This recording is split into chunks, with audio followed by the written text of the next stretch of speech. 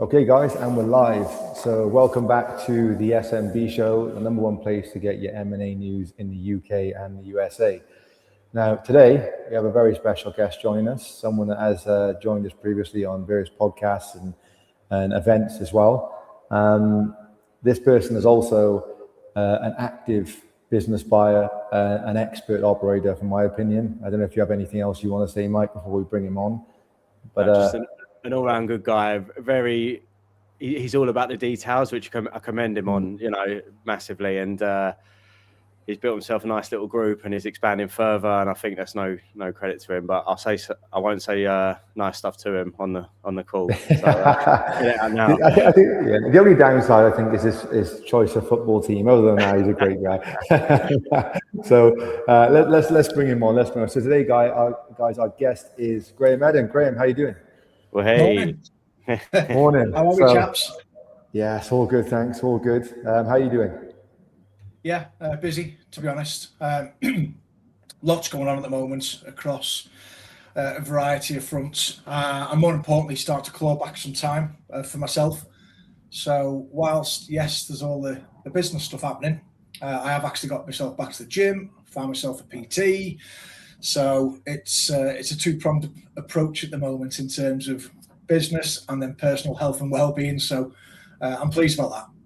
I mean, well, look, you bought 3 companies in 3 different sectors in 1 year. So, I know 3 different partners as well. And I know you've just expanded over into the US in one of those companies as well. So I can imagine you've been super busy. And I guess that, in business in general, I think we tend to always put that before our health through a period of time anyway, regardless of how people look at it. And they say, oh, we'll prioritize health. It's easier said than done, isn't it? Yeah, so it is. Time escapes you because there is always something. There's something to do, and it's having the discipline to say, "Hang on, that can wait," and I need to put my own oxygen mask on first. So it's been time in the making, but now I've got some routine back in and structure into my time and to my days, and I'm enjoying it. I enjoy feeling the pain after training hard in the gym. I'm feeling much more focused and sleeping better, and all of those benefits that people don't always talk about enough when you're up to your eyeballs in stuff with the business. So it's it's a good spot. Yeah. And the 3 businesses you bought, right? You're in waste management, you're in plumbing, and you're also in engineering, right? Do you want to talk a bit about just a brief overview of the 3 and what's taking up most of your time at the moment? So I'll start by saying that all 3 are never in a great space without its challenges. I'm yet to be in a position where everything's tickety-boo across the piece. 2 might be great, and there's something to deal with here, and vice versa. And it's constantly changing and moving due to the fluidity of the businesses. So, in answer to your question, the first business was a hazardous waste company, very small, relatively niche. But huge upside potential, and it makes money, which is the important thing. For me, as you've probably remembered, there's 2 caveats that I was looking for when I started looking to get back into the business space and owning my own companies. One was to have some environmental net benefit, which being a waste management business, especially being the nasty stuff, which is what we deal with, that ticks the box. And it needs to be something which also makes money and has the opportunity to continue to make money whilst also adding the softer benefits, shall we say.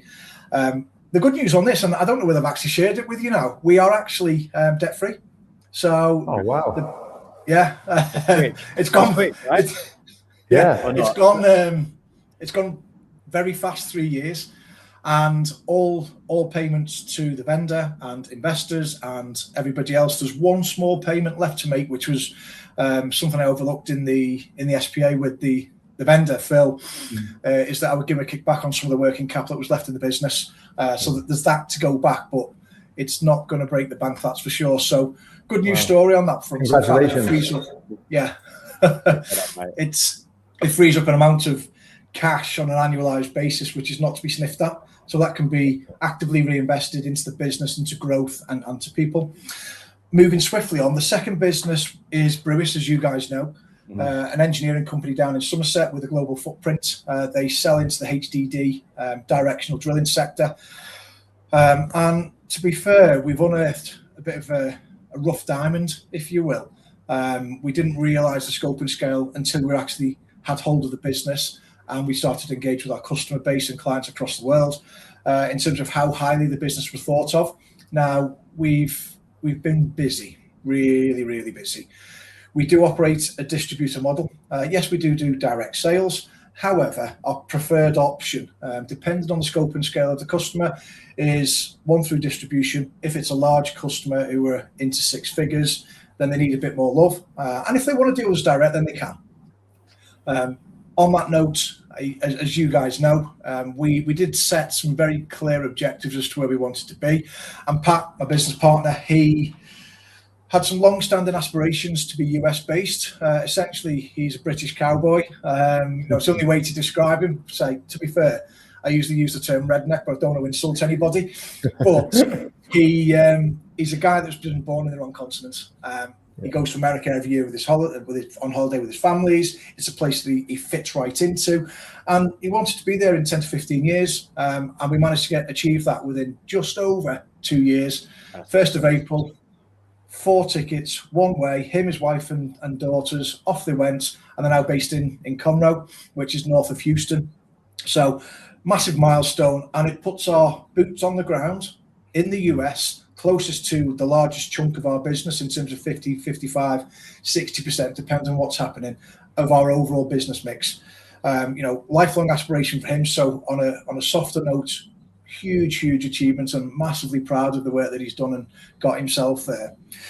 Secondly to that, we've just taken on an MBA graduate who's keen as mustard and really wants to cut his teeth. He really is enjoying what we're doing and how we're doing it. So there's lots of activity taking shape for the US market in support of him, and so that he can really build some momentum.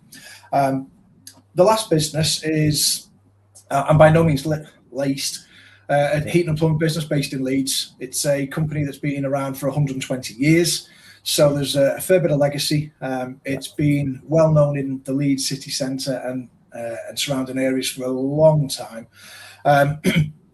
Again, the fastest growing city in the UK. Lots of developments taking shape here, there and everywhere. And the opportunity is significant. I've bought that with Dean. He's obviously relocated from the Highlands in Scotland down to Leeds, and Leeds is now his home. Which is great. It's not been easy because he has a young family who are in Scotland, etc., etc. But the business has moved and changed direction in terms of who our target audience needs to be. There are some customers we've obviously allowed to go and do other things. And we've onboarded lots of other different types of customers, like facilities management companies, property development companies, whereby some of the work we're getting involved is less reactive, but over a much longer period of time, in terms of it could be a week's worth of work for 2 guys, it could be a week and a half, those kind of jobs. That said, we still actively service a lot of our long-standing customers who've been with the business for 10, 20, 25 plus years, on the reactive nature for like letting agencies and tenants and people like that. So it's got a nice business mix. We are actively looking to shape and change our business model. I'm not going to say too much right now because it's not actually out in the public domain, but it's going to be a very different model from what historically the business has continued to do year on year. And it'll give us lots of improved flexibility. It'll allow us to target specific sectors within heat and plumbing and gas and things like that, whereby we've just got greater flexibilities. We can cherry pick the work that we want to be involved with and actively build the relationships between those work providers who are looking for a reliable, a great team of highly skilled tradesmen, and move it forward that way. There was some consolidation we needed to go through, as with all of the companies, because these long-standing small to medium businesses, they generally operate in different ways to what we would probably look at now, because of the demographics of the business owners, the ways of working, and they don't want to reinvent wheels. This works, we'll stick with it, and they're happy with our lot. Whereas, as you guys know, when buyers come in, they want to mix things up and change things. And I don't mean wholesale change, but what I do mean is adopt different ways of working, introduce systems, processes, different ways of the culture, how that comes together, and how we address our markets. Yeah. And great. Look, went pretty much through an integration piece in 3 companies, 3 different sectors, and you know, you had a few partners there as well. I think that your choice of partners, I think that's been incredible. I think that you guys work incredibly well together, and like you said, you're seeing the success in all 3. Now, I think that what I admire most of what you've done is not the fact you took all 3 of them on at pretty much at the same time, but you've managed to grow all 3 rapidly. You know, when people talk about that, you know, that post-acquisition piece, especially that first 12 months, you know, you have to kind of, you know, kind of assume that or make assumptions of what happens if we go backwards a little bit. What do we do, right? You've managed to, I know this firsthand, grow all 3 of these companies very well, hit the ground running with all 3.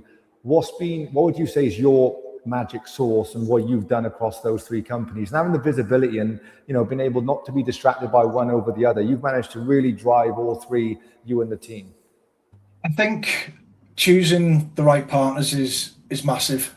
Having people you can rely on, you can trust, and have got the same aspirations is absolutely critical, because if you're not aligned, then guess what? They can be pulling in different directions. Now, whilst I appreciate your feedback and the compliments, it's not been easy. You know, and people think it's linear. It isn't. You know, the engineering business, as an example, we had a very quiet shoulder period during the winter months, and we weren't hitting where we wanted to be on forecast, and the pipeline was lighter than it needed to be. And it's when you identify those opportunities to say, well, actually, we need to take action. What is that action? And when we talk about these things, we try and identify the things that are going to give us the biggest bang for our buck quick, and we'll stack and rank. And on that note, there are market forces, and the engineering one is a great example. A number of projects started coming live, and then therefore our distributors are obviously reacting to the market, and we've got to react to those guys. That said, we've been actively encouraging our distributors to have some foresight, because the nature as a whole, the industry as a whole, sorry, is by default reactive. Yes, the project's gone live. I need this product and I need it now. Not that we've actually bid on this project, not that we're expecting an answer in 3 months' time or a month's time. They'll wait till they get the nod and then they want the kit. That's why we need to have stock on shelves. I think with the waste business, there's so much opportunity due to changes in regulation and compliance, and all of the noise around climate change, and how we manage our waste, because as we move through time, we're continually consuming more and more and more. Now, granted, with it being hazardous waste, it's less consumer-led, it's more business-led. So the opportunity within this particular business was very much B2B, and leveraging existing accounts and relationships that we had in place. Now, we've picked up work which, without mentioning any names, but we do work for a number of water companies in the UK, in fact, most all of them. But they also have other waste streams which are ineffectively being managed by other folk, or they're not being managed at all. And they'll come and say, "Hey, can you help with this?" And we say, "Yeah, of course we can." You know, because we don't button our hole into one of the 25 different hazardous streams. So just by identifying who's got a requirement and what is that requirement and how do we service that need, that's opened a number of doors for us. We're doing a piece of work at the moment for one water company which is heavily based around the Midlands, because they use a very similar product to some stuff which we dispose of already, and we're looking to essentially provide the same service we do for one client, maybe for others. You know, and it's having the foresight, and it isn't putting men on the moon. It isn't open heart surgery. It's just taking a balanced, pragmatic, sensible approach to things. You know, talking about TM and what we've done there, like I said, we've migrated to bigger scope of works. What that does mean is it comes with greater risk. So we've got to get it right first time, because when you're dealing with a £500 job or a 15 grand job, the margin of error, if there is error, is greater, and the risk is therefore greater. So it's about how we've changed our processes to ensure that we've got the right scope of works committed out to the customer. We agree what is in scope and what isn't out of scope. We've made it abundantly clear in terms of terms and conditions as to, well, actually, if it's additional to the scope of works and it's something else, then we'll need to provide additional pricing. There's no expectancy whereby, we just do it anyway. Don't get me wrong, it's not a hard no. And if these things need to be done, then we do them, generally speaking, because it's about maintaining those relationships. But if it's something which is fundamentally different, well, we need to go back and then re-engage in terms of how that works. So each business has had its own different opportunities to exploit. And as with them all, people talk about the low-hanging fruit. I'm not interested in low-hanging fruit post-completion. I'm interested in the right fruit that sat on the floor. You pick it up and you can eat it. That's where we'll start. We always start with the quickest wins. Now, don't get me wrong, they won't last forever, because then you've got to start to think about things differently. But we'll always identify where can we get biggest bang for the buck as soon as possible.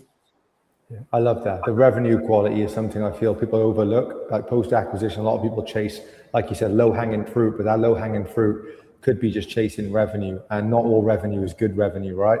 So I think that, that's something that does get overlooked quite quick, and you managed to get quite a good grip on those businesses, you and the partners, right, very quickly. I also think that in TM, I'm sure like Dean brought one of his skill sets to, I think it was a service that you didn't provide previously, even though it was 120 years old.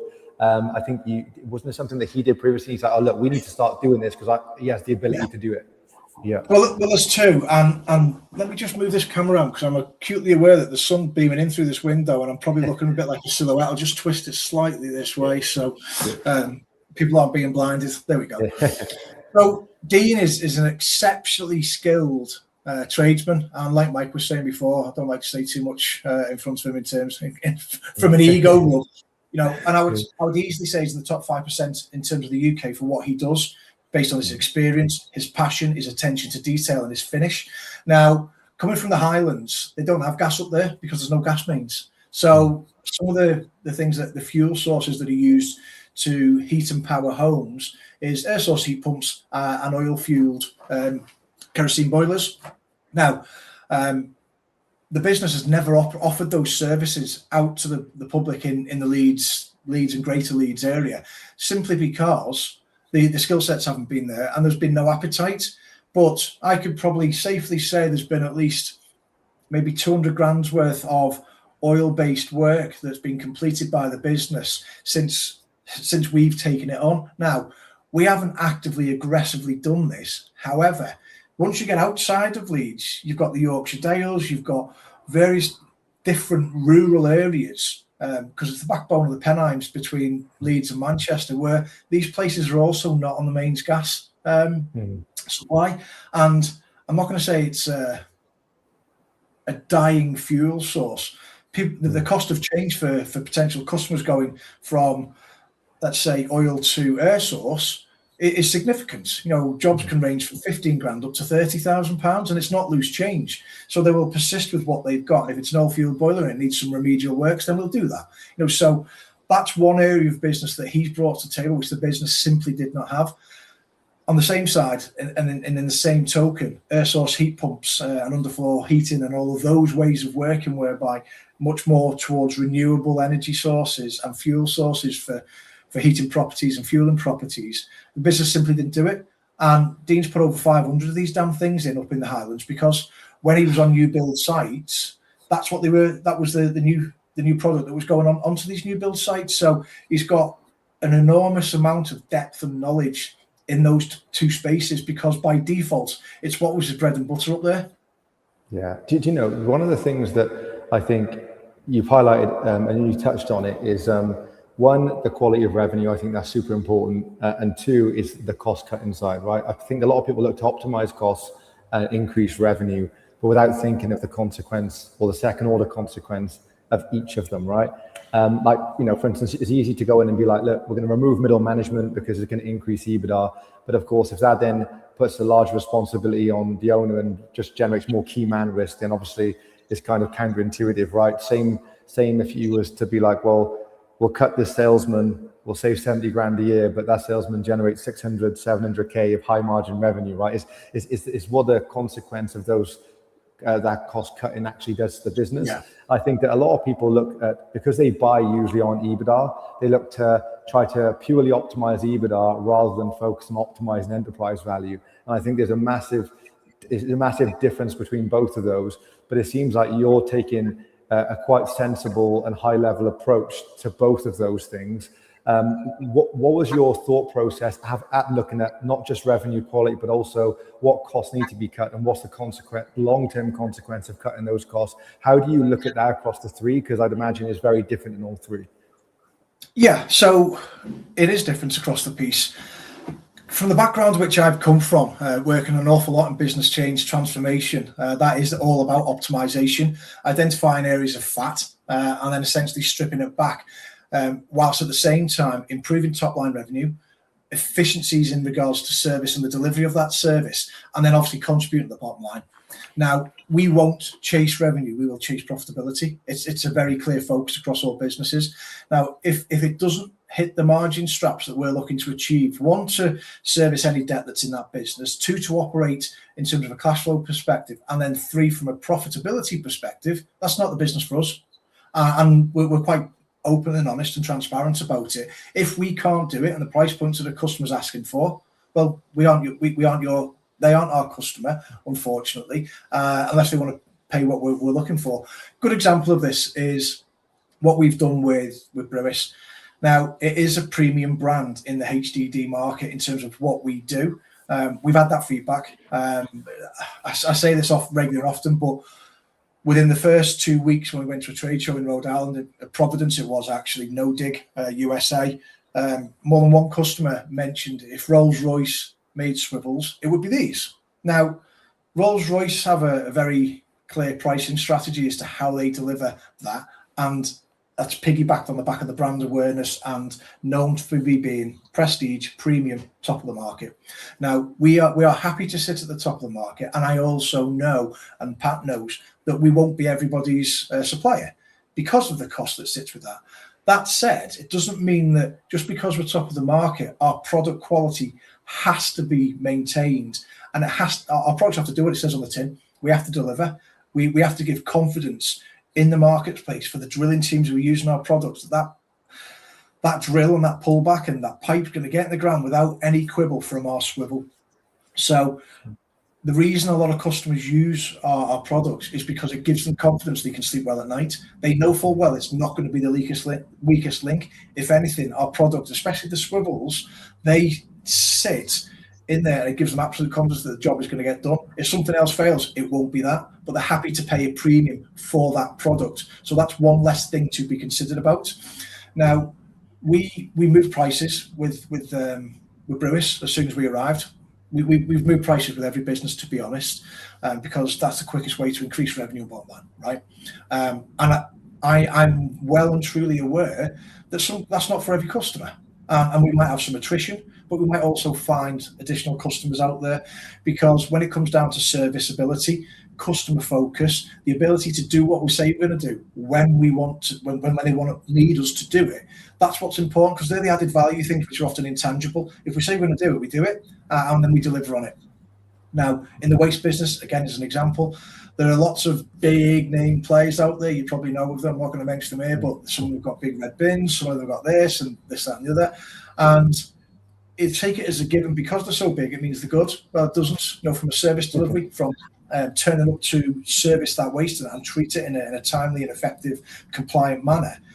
The amount of conversations that we have where someone's been booked in to come and do a job and they just don't turn up, or they turn up and do half a job, or the invoice is then incorrect after the job.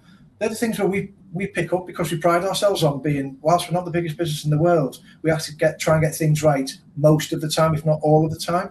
And I've got good people around us in the team who are extremely robust when it comes to compliance, when it comes to service, when it comes to, if we're going, and there's times I get checked. Graham, you said you're going to do this, and we're going to go to this customer. Yep, my mistake. And that fluidity within the team is really important. It's if someone not necessarily gets it right, then the feedback comes, because our revenue depends upon it. So we've done a number of things around moving prices. We make sure that our price is reflective of the value that we add. That's translated itself into the bottom line, whereby we're not necessarily working harder and chasing the money. We're actually working on the jobs that actually make us money, where we can add value to the customer. Yeah, nice, mate. Yeah, I guess drilling down on that, no pun intended.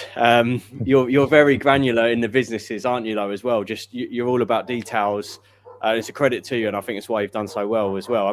It feels weird being nice to you as well, Graham, I must say. I know. If people can see our WhatsApps and messages. It's coming, mate. Don't worry, it's coming. But you know, I know how detailed you are, and not particular, but just, you know, things should be right, you know, in the businesses, and it's definitely a credit to your success. You know, I give the example. You kind of got in the one day with the waste business. You had to get in the truck and come down near me, and I was trying to meet you, wasn't I? You were like, I just can't. But you had to hop in the truck, literally, I guess, deliver or pick up the waste, whichever way around it was. And I think it's just testament to kind of your attitude towards it. And what I just want to know, like, what has made you like that? Is it just experience, training over the years? Is it just something that's within you? Just I do admire it, you know.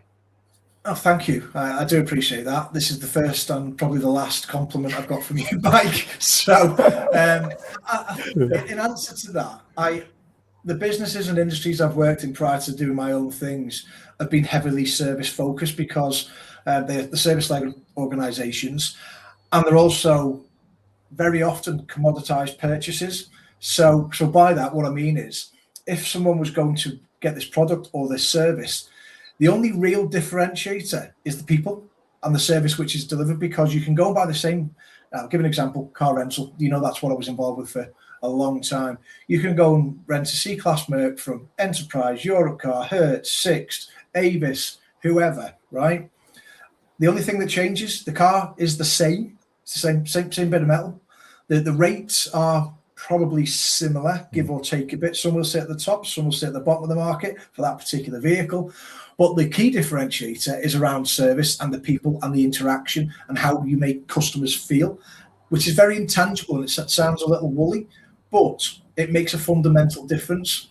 And that's reflected in Net Promoter Scores. That's where customers give the feedback, and they're happy to recommend, if you're above an 8, that actually you're doing the right things across everything, which makes up that purchase, from service delivery, from customer service, from interaction, from the product itself, from the pricing, from the ease of doing business. All of those different things has been ingrained in me for so long. And what I very often do, and Becky gets a little bit frustrated with me about this, if there's something not right, I'll vocalize it, because it should be right. And if you're going to deliver a service, then you should be doing as best you possibly can, regardless of what current situation you might be in, adverse or just a normal day in the office, you know.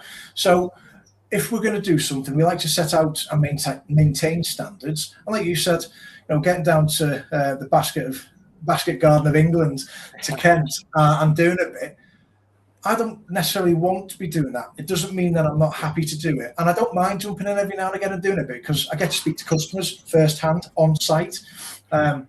Yes, it's probably a distraction in terms of what I should be doing, but we're not going to let customers down. And that's the top and the bottom of it.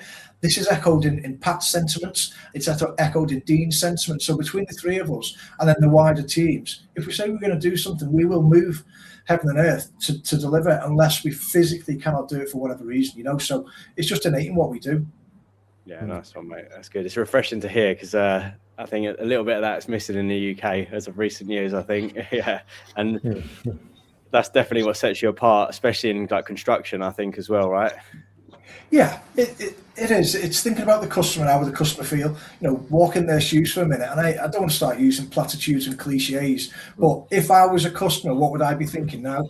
Would I be happy or would I not? And if I'm not, why? Therefore, whatever I'm not happy about, we need to fix. And you know, it's that continuous improvement mechanism from a service delivery perspective, I guess. Yeah, awesome, mate. What's your plans, Gray? So look, all of them are good platforms in each industry, right? I guess they serve different purposes, and of course, when you do have partners, everyone has sort of different aspirations on what direction they'd like those companies to go in.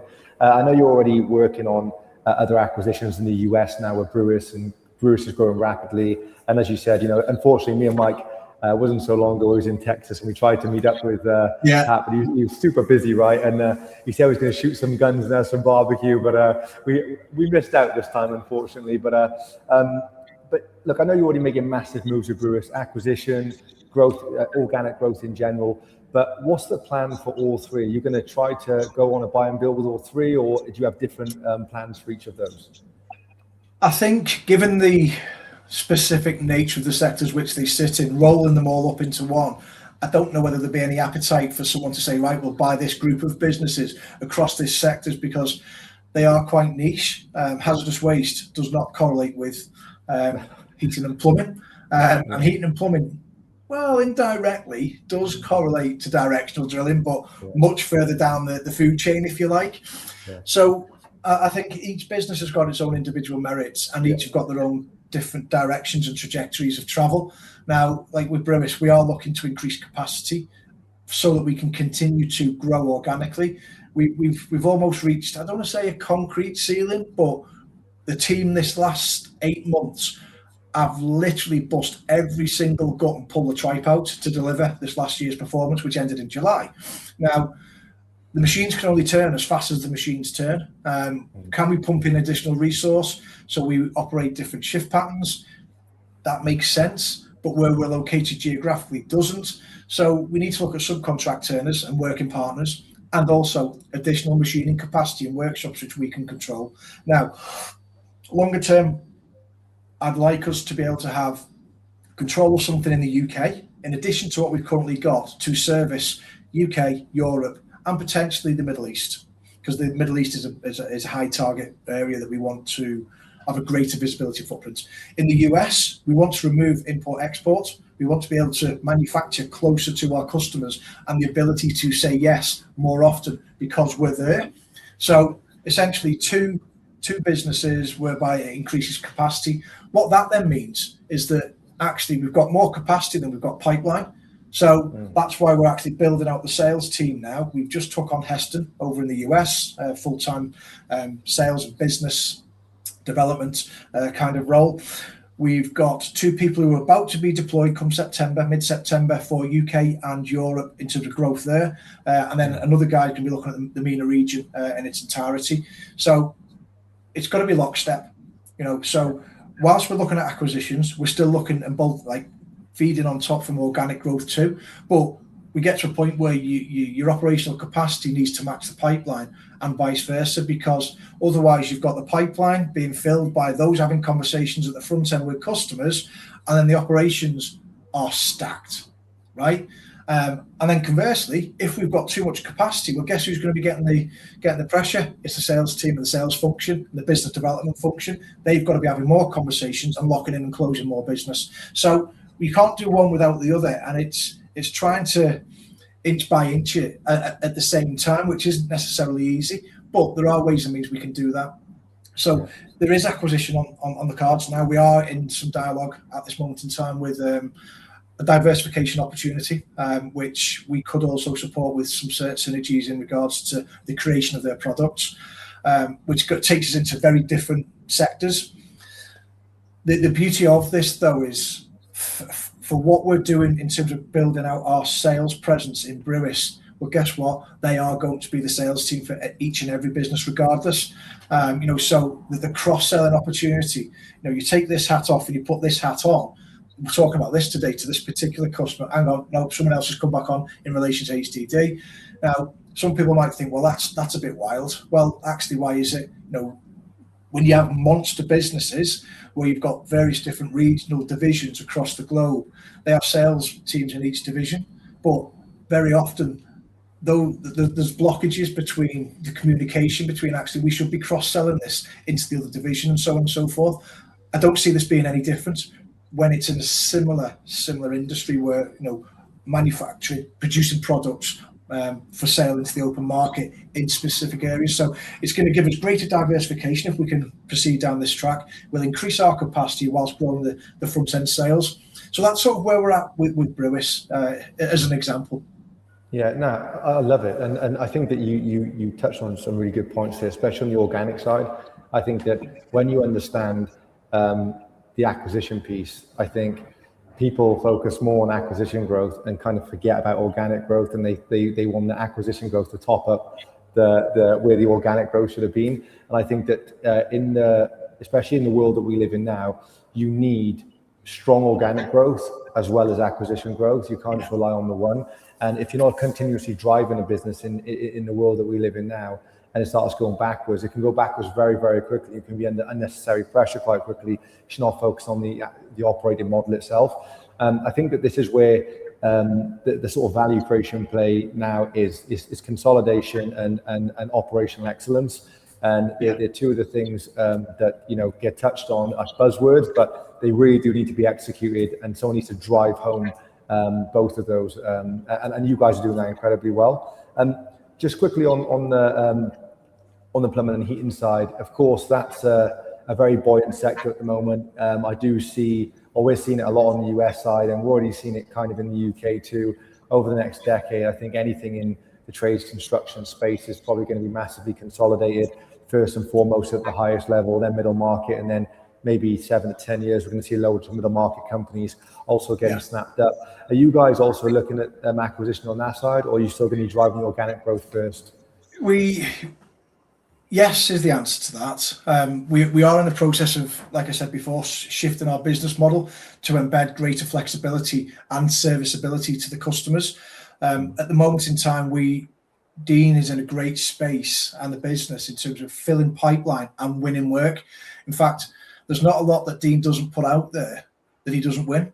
Now, and I've challenged him on this on price. Got gift of the gab. He's got gift of the gab, mate. Yeah. No, he's a handsome guy. He's got something which is unique in his appearance and also his accent, especially he's a Scotsman now in Leeds. There's lots of real positive attributes that he brings to the table, and he's delivering a level of success in terms of what we've got going on.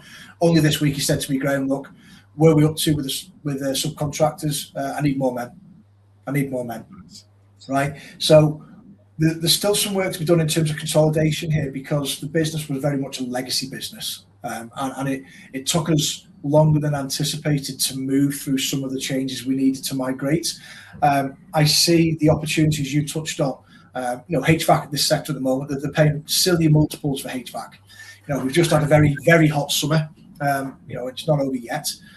And the market's going to shift to support some of that. Now, we aren't involved with F-gas and HVAC. F-gas is the air conditioning side of things.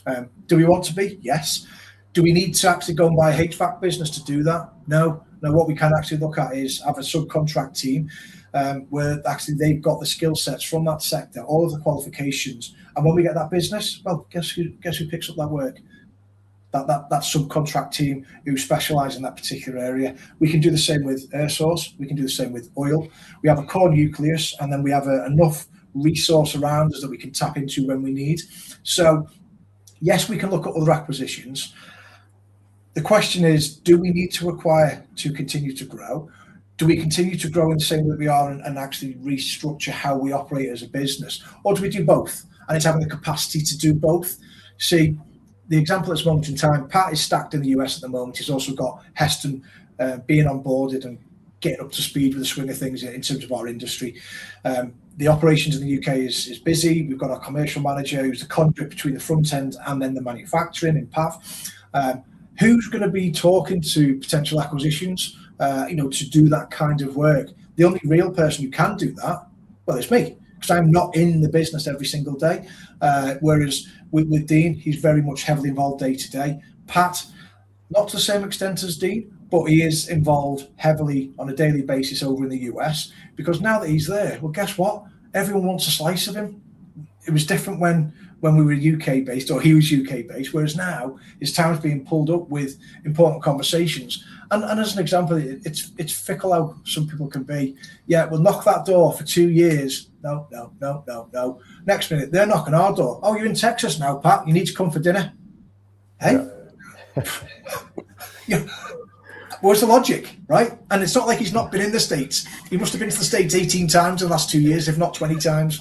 So it's trying to establish what is the right direction to travel to grow and scale. And like you touched on, it has got to be organic.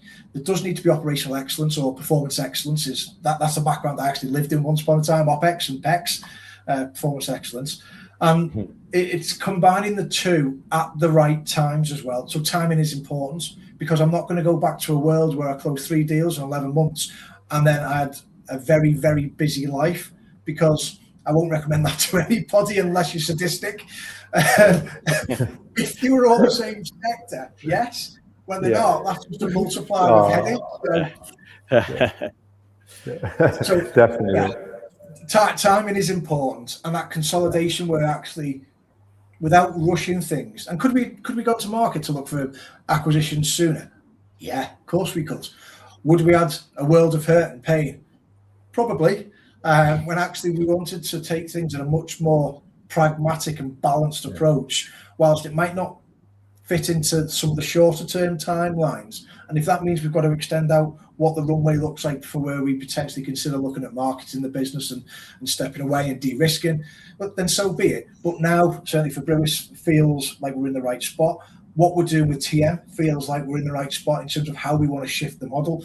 And for AA, AA has had less of me than the other two businesses, just by default, because one, I've got great people and had great people involved, and they picked up the slack and ran with it. Had I had more exposure and input to the business, we'd probably be in a different space. Well, we definitely would. There's no two ways about it. Whereas now, it is getting more of my love, more of my attention. And only last night, I was firing stuff over to a marketing guy. Well, he's our marketing guy across the companies anyway. But he's not with this particular company, with AA. So he's now going to be getting onboarded in terms of customer acquisition, brand awareness, email campaigns, outreach, business development, and all that kind of stuff. So things are taking shape, but each one's got its own different plays. Nice. And with the subbies and the recruitment on the plumbing side, has there been many challenges with that? I guess by that reaction there has been. This might take a while. We got time. Right. It's a long podcast. It might have to be a 4-part series. Yeah, no, I'll try and keep this as brief as I possibly can. Now, I'm not a tradesman, so I need to put that on the table, and I never will be. And I've got no aspirations of wanting to be one. That's why Dean's involved, and that's why I bring what I bring to the table. What he brings is different. Now, the market in Leeds is different to the market up in the Highlands, mainly because there's a great population density, and what comes with that is more tradesmen. Now, there are tradesmen who are out there who expect this but deliver this, and because the market is buoyant, because there's perhaps maybe more work than there is, more demand than supply at this moment in time, or in terms of those guys able to do the work, they've been earning good money, and they can earn great money, like real good money. The good guys, what we found, well, they don't have to work for the people like us and or others. They just go out and do it themselves, and they can do $2,000 a week, $3,000 a week, depending on what type of work they're doing and their skill sets. Now, the challenge that we've seen is we've got these people who are at the lower end of the skill set, on they haven't got the most experience, but they want top money, but they can't deliver top money quality and standards.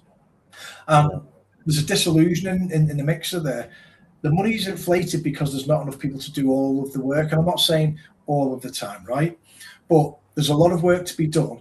And by nature, the market's moved up. So therefore, the people who are less skilled are earning more. But then there comes a misconception, the fact that actually I'm worth this. And I'm not saying that people aren't worth this, that some people, and a lot of these people out there, absolutely are, because they're 10, 15, 20 years deep in experience, and they know what they need to do before they probably get there. The gap that we're seeing now, and because the apprenticeships are not getting the same visibility as they were 10, 15, 20, 25 years ago, the supply of new engineers coming through to the fore is restricted, or it feels restricted. It certainly does in the Leeds market to us. Yes, there are some great people out there. We've got 2 apprentices in our business, one on the tools, one in the office. The guy on the tools, he's finished his 3rd year now, and he's about to go and paddle his own canoe and start earning us some money. And he's great. We dropped really lucky with this kid. But there's a gap between what people think they deserve and then what they actually deliver. When it comes to subcontractors, well, I'm going to expand this out across all trades. They are a law unto themselves. They don't come from the world I lived in, where service is everything and doing what you say you do is important. And again, this is a very broad brush. There's some fantastic folk out there, especially the older school generation. If they say they're going, they're going. And if they say they're going to fix it, they fix it. The mentality of the younger generation coming through, a little bit relaxed, shall we say. And sometimes, economical with the truth in terms of what they say they can do and what they can do, and then actually when they're going to go and do it and when they actually do it. So we need to be able to cherry pick the right subcontractors that understand where we're going, what part they play in us delivering what we want for our business, and what we can help them with their business in terms of being a work provider and provisions of work for those guys on a regular enough basis that keeps them ticking away with us. It also supports our goals too. But, I'll give you an example. I completely ripped up a job advert that we've been using for the last 8 months and put it on its head and completely changed the pitch and frame. And this was around taking away, going out doing quotes, not doing invoicing, not doing the paperwork, not doing your compliance, not doing your gas safe. We do all of that. You just get your tools out and do the work. And the amount of inbound traffic we got from that, because they just want to do tool work, was significantly different from what the advert that we were operating and running 6 months previous. So that sort of fueled our step change in terms of direction of travel as to what we want to do, because we want to eke out of those. I must have about 25 applicants who looked like good caliber and good quality. Dean's incidentally speaking to a guy today. He's got 16, 18 lads who he farms out to different businesses as and when they need them. And we've got a few other people to speak to as well. So, if you get down a level from that, then we can have a team of people who just deal with their source. When we get to a point in time where we've got enough work for 1 week for 2 men and there's more coming, well, we go back to market and find someone else to join that subcontract team, or we have one in our own core employed team plus subbies who work on the job with our guy, that kind of thing. So it's not easy, the market space out there. There's a lot of crap out there being blunt. There's people who expect more than what they're actually able to deliver, and it's been tough. And it's not just in Leeds. This is across the UK. Yeah, it's nationwide. Yeah, and look, I think I like the idea of what you said there, where you had a guy that has like a pool of subbies that they work with, because I think the one thing that's always a concern using subcontractors is they're coming to, regardless of being a sub or not, they're going to represent your brand, right? And there's a lot of things you've got to go and take someone's word for it. Like you just said, can they deliver on what it is that they've said? Are they not just competent, but do they care about the work that they're doing, and do they tidy up after themselves? All these things sound like nothing, but when they represent your brand is everything, right? Because you have a way that you like things to be done.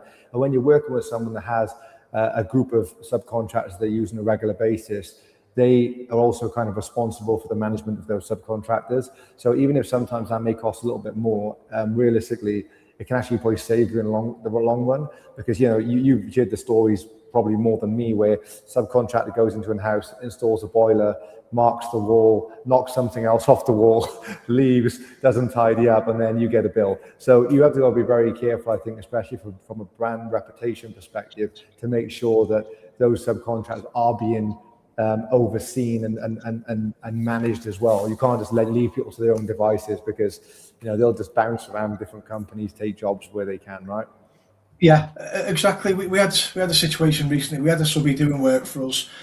He was a guy, shall we say, more mature. He's been on his knees a lot. He's got a bad back, these kind of things. And it was ripping out a bathroom, putting new pipe work in. The whole thing was being changed around.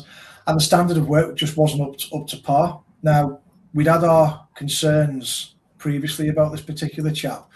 And he caused us some headaches, because one, it wasn't the standard that the brand wants to be known for and is known for.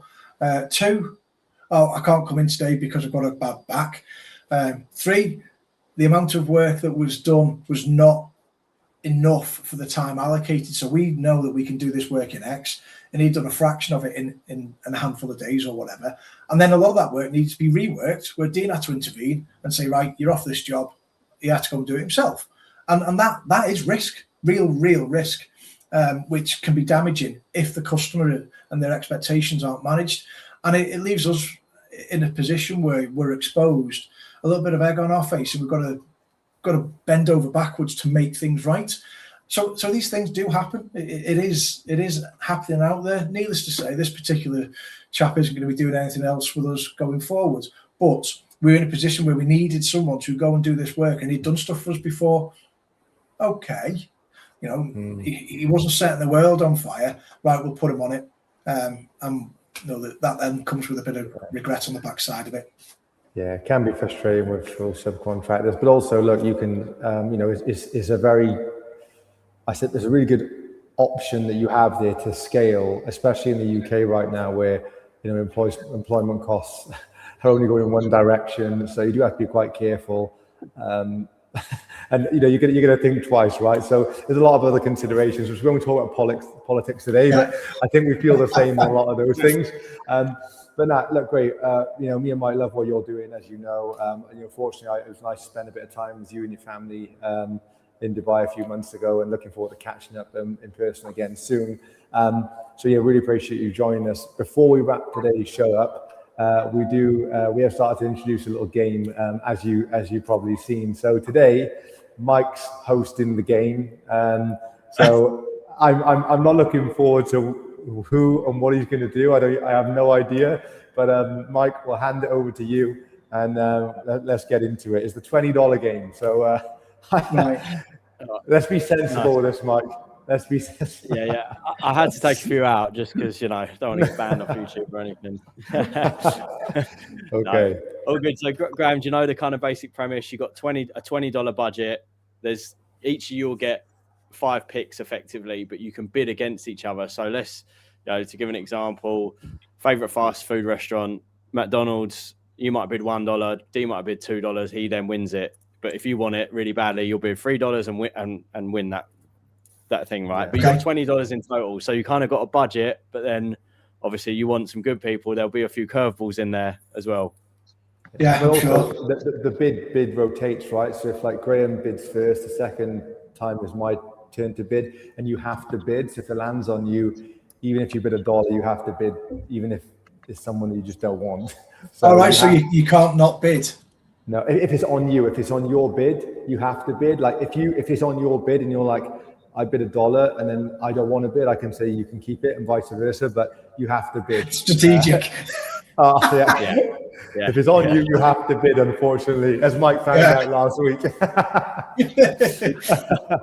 So what's the first game, Mike? What's the right? So how much time we got? We got time for 4 in total, or just 2? Yeah, we can get through them fairly quick. Let's get through them. Let's do it. Okay, cool. Right. You got somewhere to be, Gray. You good for 4? I'm all right, yeah. Yeah, let's go. Cool. What's the first one, Mike? Let's go. Right, so bit of a theme here. So this is about the best buy and build platform and the best group of companies, right? I'll just mix it up a little bit, D. So I'm going to throw out some like companies, just a one sentence on them. Not real companies, but you got to decide if you want to buy it or not and add it to your group. Does that make sense? Okay, so all these companies are going to fit into one group, right? So it has to, you're thinking like a group, you're thinking like a buy and build roll up. Is that what we're looking to do here? So yeah, synergy, we're looking for synergy? Possibly, but you know, there's going to be there's a lot of curveballs, basically. Oh, come on then, Mike. Let's right, go. Who's cool. right. Graham bids first. It's on Graham first. Right, Graham first.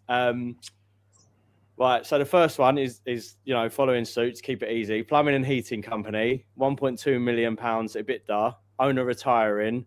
There's 30 years of goodwill and a van fleet that actually drives. And so you've got to start a bid. So you might, you know, $1, $2, $5 if you really want it, and then D may or may not want to bid. Yeah. Okay, so I'll start on 2. I'll go for 6. Yeah. You sneaky man.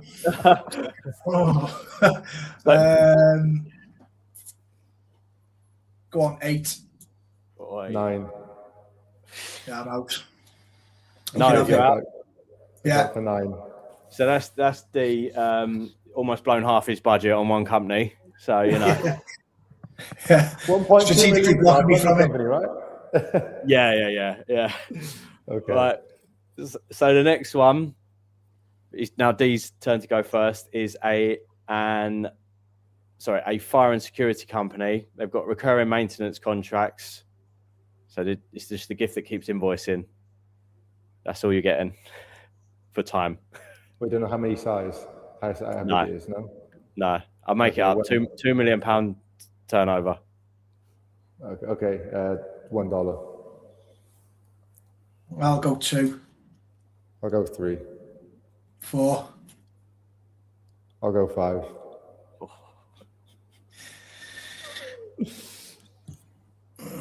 Okay. Yeah, I'm gonna sit this one out and see what else is coming along. Okay, cool. Okay. So that's 5 for me. Okay. Right, we've got. I need Graham to shore it up a bit. Right, let's go for a scaffolding company. It's obviously asset heavy, owns all the kit. It's doing 300 grand profit per year. You're trying to entice me here, Michael. What? I must admit, I've changed it because Dee's got 2 good ones on paper, but I need to balance it out a little bit. I'll bid 3. We'll go with $3. You can have that one, great. Yeah, that's good. Yeah. That's good, I think. Right, so the next one is a vape shop with 14 months left on the lease. Oh, come on, mate. No accounts since 2023, and they sell Mango Ice vape. Mike, mate, it's part of the game, mate. All right, $1. Obviously I'll get that one, I guess. Graham don't want that one. Come on, Mike. Go on then. Next one. Right. Next one. We've got a pest control business. It's boring. It's sticky. The rats aren't going anywhere soon because the government has cut the spending on pest control. So there's going to be rats coming out of sewer over the next few years. 200 grand profit business. Let's call it that. It's on you, Gray. Yeah, I'm beginning to regret this whole plumbing piece now at the start. Bearing in mind, we've just been talking in depth about the damn thing. Yeah, we seem to be going backwards. So plumbing business doing 1.2, and now we've got a pest control at 200. $1. 2. 3. If we're only doing 4. 4. Yeah, 4. Have you got 4 left? 5 companies. There's 5 companies. And is there? Yeah. I'm at $4. Yeah. I'm sitting there. Okay. I'm not that interested. Yeah. So, D, you've done all your budget then? I got $1 left. You got $9 plumbing. $5 fire and security. Yeah, sorry, $1 left. You're right. Sorry. Okay, so Graham, do what you want with that info. Right, so we've got an AI consultancy business. Right, it's one bloke with a ChatGPT subscription and a website, and the valuation's $40 million. It's on me. It's on me, right? Is it you? Yeah, it's you. $1. It's gonna have to be 2 then, isn't it? You go for it, Graham. All right. Okay, Graham can have that one. All right. So back to Graham. I need to give you a good one here. Yeah. You can't. You should just be listed out. You can't just make them up as you go along. I've got a few options, right? But then I was going to see how it balanced, and it didn't balance towards Graham. So I've got to give him some good ones. Right. So we've got an electrical contractor, 80% commercial contracts. It's doing £2 million EBITDA a year. Yeah. I mean, because I know that he's not got any. He's got $1 left. What'd you bid, Gray? $1. Oh, I guess I'm done. You have to have it for 2, because I bid 1 as well. So Gray goes after 2. Next one. Oh man, Gray's got the budget now to wrap the rest of these up. So this is your last one, D. Yeah. which should be better. Right. So we've got a roofing company with great margins. The terms and conditions obviously are the British weather. That's all we got on this one. $1. Yeah, I'll bid 2. So roofing. That's Graham. So Graham's got a roofing. All right. I can't stitch the up here too much. Is this the last one now? It's the last two, yeah. Last two, yeah. Right, we let me just see.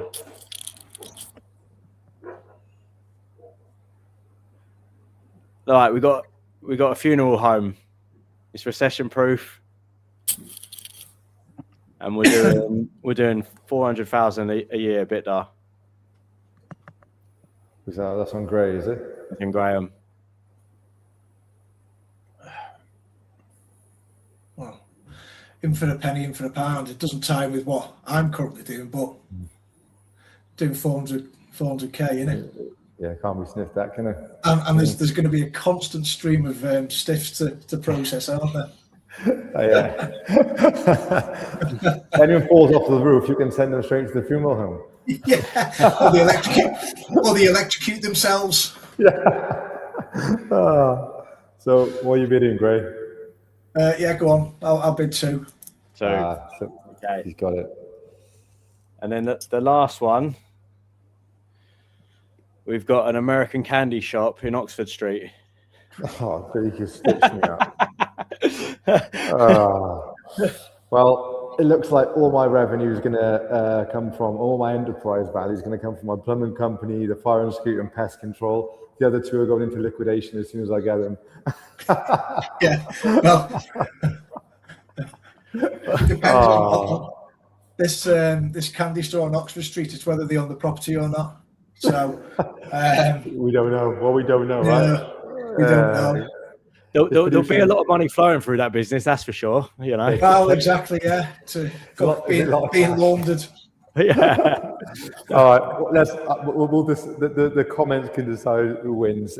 Next one, Mike. Next game. What's the next one? Right. So leading on, Mike. Whatever the 10 things are, you can't move them around, right? They've got to be in order. I was seeing how it played out. That was a bit of a tricky one, I think, to be fair, for me to navigate. But leading on from that, this one's a bit easier because we did it last week.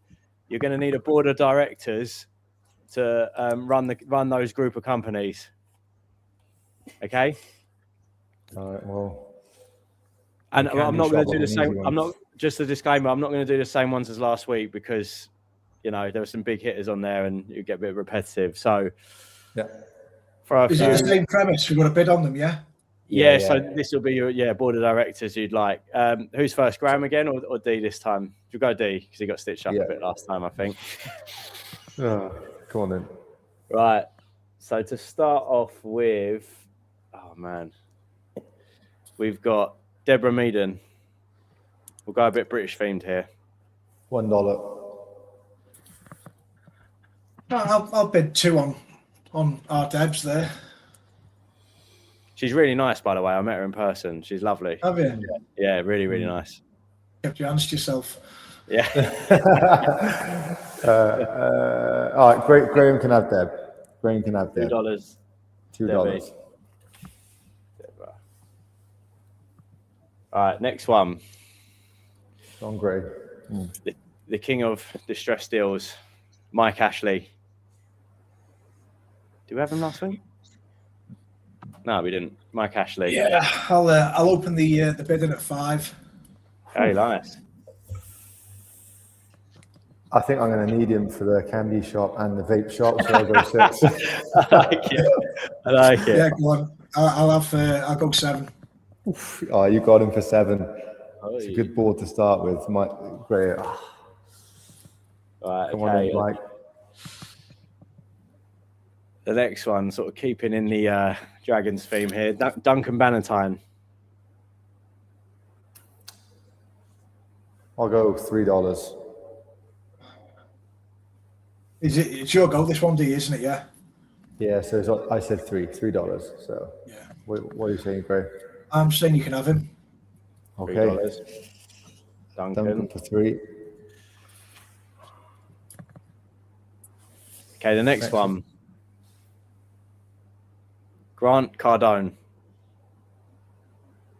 you know who that is, Graham? Yeah? 10X guy.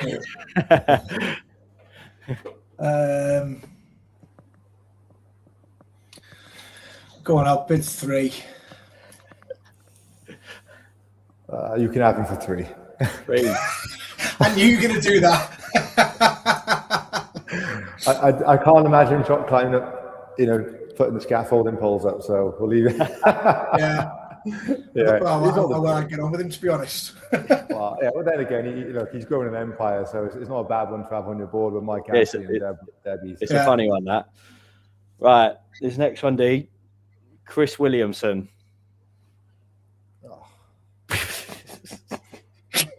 D loves this guy, by the way, Graham. I like Chris Williamson. Okay. $1. $2.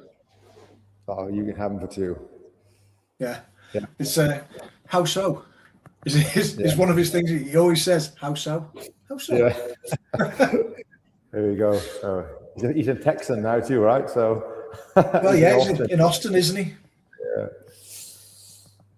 Oh, nice. I hope I haven't messed this one up. I don't think I've got enough good people on here. I have to sprinkle some more in.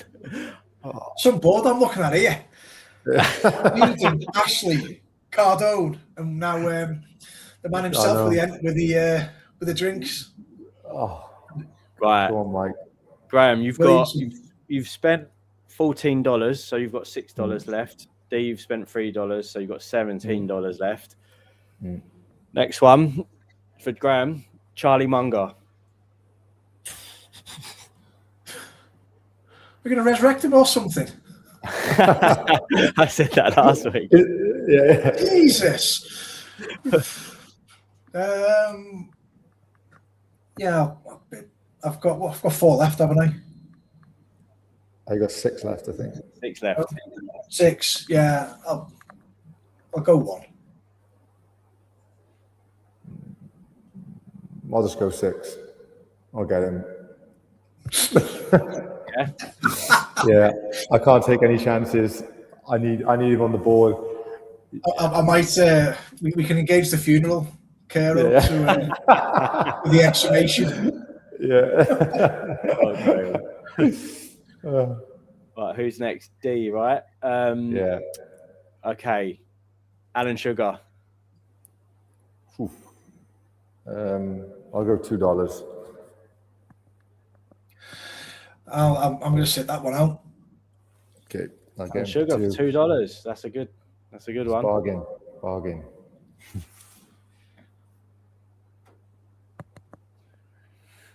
Right. Next one. Bit of a random one here, but she's a good business lady. Molly May. You got a bid, Gray. Okay. 1. Yeah, you can have him, mate. So you got your 5. Yeah. Mike, he's stitching me up here, man. I was actually. Go on. Sorry, Dave. Go on. I was actually trying to stitch D up a bit, but then it's not worked out like that. I was like, shit. Yeah. I remember this. Yeah. Come on, Mike. I need to know who my last 2 on the board are because it looks like I'm getting both of them. That's not good. Right. Next one. Derek Trotter. Del Boy. He'll be good in the candy shop. Yeah. And the vape shop. Oh. My logic was with these last 4 was there's 2 good ones for you both to fight over and two bad ones. Oh, I hope. Well, surely Molly was one of the bad ones, so this better be a good one. All right. So the last one, bit neutral to be fair, is Karen Brady. Well, she's got a bit of controversy, but Karen Brady. Yeah. All right, so Duncan, Charlie, Alan Sugar, Del Boy, and Karen Brady. Deborah Whelan, Mike Ashley, Grant Cardone, Kristen Molly. Well, I guess Graham's is running a scaffolding company, a ChatGPT AI consultant, electrical firm, roofing company, funeral home. And But I can just put Del Boy on the vape and candy shop, and I'll just get the rest, run the others. So, all right. We'll let the comments decide. Okay, so what are we moving on to? We're moving on to football ones, right? Yeah, we got time for some football ones? Yeah, quick. Yeah, we go quick. Let's get through the football one. This will be fun. All right. Okay. So create your best five-a-side team with the ones I call out, obviously. So who wants to go first? Come on, Graham. Go on. I'll go first. Right. The first player is El Hadj Diouf. Can you score a goal for me? El Hadj Diouf, on your head or on your knee. Yeah, one. Yeah, Graham can have him for one. Yeah. God, I remember him. $1. That's a bargain, to be fair. I'd say, controversial, but he wasn't too bad, was he? Yeah, look, he was good for the odd kicking and a bit of spitting, wasn't he? Yeah. Right, the next one. Given the current theme, Ryan Giggs. Oof, $2.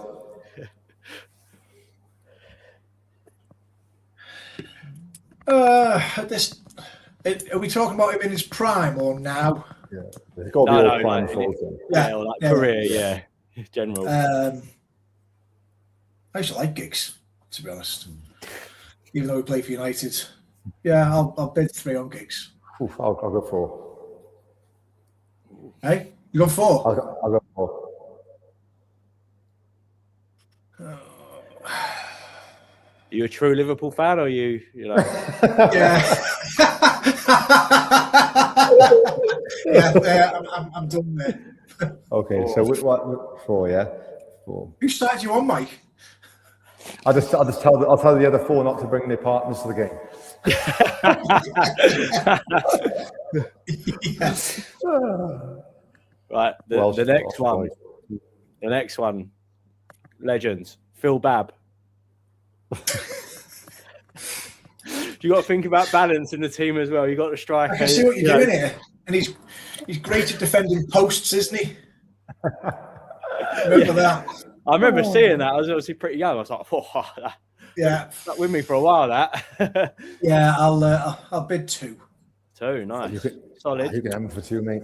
Oh yeah, D's showing his loyalty. He won't have any Liverpool players. You got to think of balance here as well. Exactly. Right. D. Nemanja Vidic.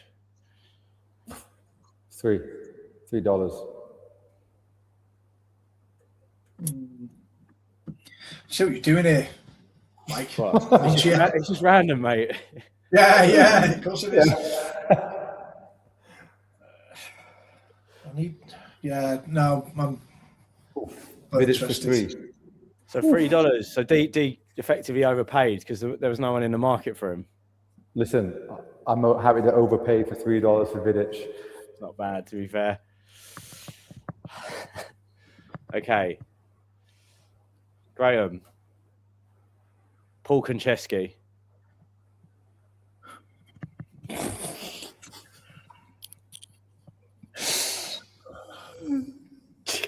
I've got a bid as well, haven't I? Yeah. You might well disappear off screen, Mike. It's random. It's just how it's landed. It'll have to be 1, innit? You could have him, mate, for what? Like, he was solid. He was old school, Paul Konchesky, wasn't he? Yeah. Graham's like, are we going for subs as well, or rush goalie? I'm thinking about withdrawing from the competition. Come on, Mike. Next one. All right, next one. Peter Schmeichel. Top, mate. It's 3. 4. 5. 6. Oh. I need someone to stop all the inbound traffic coming our way. You can have him for 6. Oh, I don't know if I made a mistake there. 6. Schmeichel. Did you not want to hold out for a Liverpool goalie, Graham? Well, to be honest with you, based on the fact I've got 2 spaces left and there's only 4 to go, and the outfield team ain't up to much, I needed at least the last line of defence and someone who is credible. And even though he never played for Liverpool, he was a decent keeper. You got to take the risk off the table. I don't blame you. Right. So to be fair, you got a bit of budget left though, Graham. $10. Yeah. Right. Yes. So I think that calls for one man, Liverpool legend, Steven Gerrard. Is it my go? Yes. My go. You just picked. Oh no, sorry, it's Steve's go. Yeah. Yeah, Steven Gerrard. And what's Graham's budget? $10, and you've got 13. I'll go $10. No way. Sneaky. Stevie G, mate. I know I'm a Man United fan, but quality midfielder. You know, Vidic, Steven Gerrard, and Giggs is a pretty good starting 3. There. Oh yeah, two more. If I had one more, you would still beat us with them 3. Yeah, at the moment. Okay, Graham's turn. Right. You know, crossing a few borders here. So, you know, he's a Scouser, but he's United and he did play for Everton. Wayne Rooney. I've blown the budget. In fact, I don't need to go 8. I can go 3. I can bid 3. Yeah, I got $7. No, what am I? You got $3 left. I got $3. I'm like, yeah, Graham's gonna have to take Rooney. Oh, so you've got. What have I got left, Mike? Come on, you're gonna kill me with these. So, Loris Karius. Oh, Is that his name, Loris? Is that his name? Loris? yeah, fantastic goalkeeper. You got your goalie. Cost them the Champions League final, but yeah. Yeah. And we've got Bruno Cheru for Liverpool. I don't even know who that is. I think he played like a couple of games. He was touted as the next Zidane. And yeah, it was pretty awful. Wow. French guy, wasn't he? Was he French? Yeah. Was he any good, Gray? Or No. well, Yeah. it looks. Well, look, Giggs, Vidic, and Steve, you're gonna have to do all the legwork for me. Hopefully, well, my goalkeeper shouldn't be in much trouble unless the ball goes to Rooney. So, to be fair, Graham's ended up all right with a bit of balance.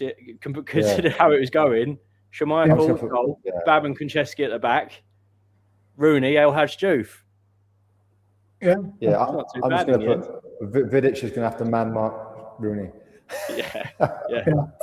Michael's just going to have to be on top form permanently. Yeah. Right then, next one, last one. Let's go, Mike. That one was meant to be a bit of a stitch up to Graham, but I evened it out in the end. Yeah. Right, this one's a serious one. Who's going first? D this time to go first? Yeah, go on. Right, we'll start at an important position and a legend. Buffon. Is it Gianluigi Buffon, yeah? Is it Gianluigi?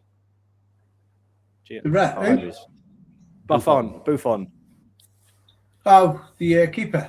Yeah. Italian goalie. He's a bit younger than you, I think, Gray. Yeah, I'll go $2. So what are we doing here now? Is this A new game. Five-a-side. Oh, new game. We've gone a bit. Yeah, sorry, mate. New game. Yeah. 4. Right. I'll let you have him for 4. I'm probably going to Buffon. regret that. I'd say that's pretty solid. It is. Right. Next one. Matt Letizia. Son Gray.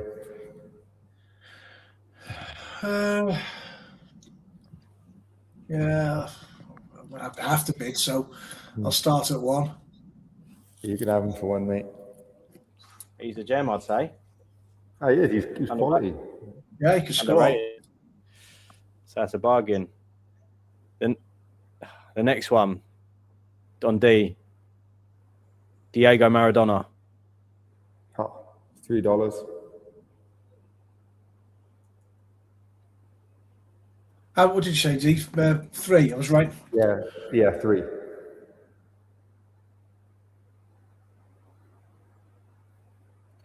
Go on, 4. In for a penny, in for £4. $4. He can play in goal too, can't he? He's pretty good with his hands. So Wait, listen to that.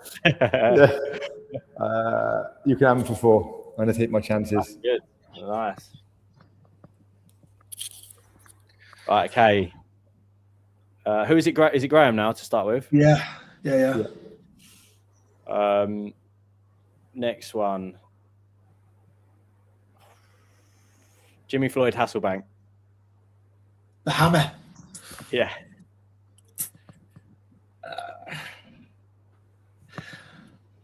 I'll just bid 1 because I've got 2 goal scorers already in the team. You can have him for 1. Okay. Massive backside, didn't he? He was good, to be fair. He was good. He was good, yeah. Yeah, good player. Right, D. Fellaini. $1. You can have him. I'm not too annoyed with that one. You got a very attacking team, Graham, and a goalie. So we'll go Titus Bramble. Well, what we're actually doing is you're deciding my team because I have to bid anyway. Yeah, you can have him, mate. Yeah. So who have I got, Mike? I got 4. Who are the 4? Bramble. Then should have done this with Graham. We got Maldini, Oh, nice. Emil Heskey. Yeah. We've got Savio, the new Spurs signing. Should be a Spurs signing. Yeah. Savio. And Haaland. Oh, Yeah, I'm pretty happy with that. Apart from the fact I don't have a goalkeeper, but I forgot. Just done that. yeah. Haaland plays in it, doesn't he? Yeah, it's all good. It's all good. Monkey rush. Yeah, that was good. That was good. Well, great. Really appreciate you joining us, mate. Always a bit of fun at the end as well. And yeah, looking forward to catching up soon. No, definitely. Enjoyed it, guys. So, been a while since I've done anything like this. I've just been a little bit out in the wilderness doing stuff. So it was nice to be welcome back.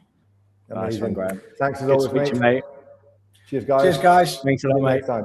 See you in a Bye-bye. bit. Bye-bye. Bye-bye. Bye-bye.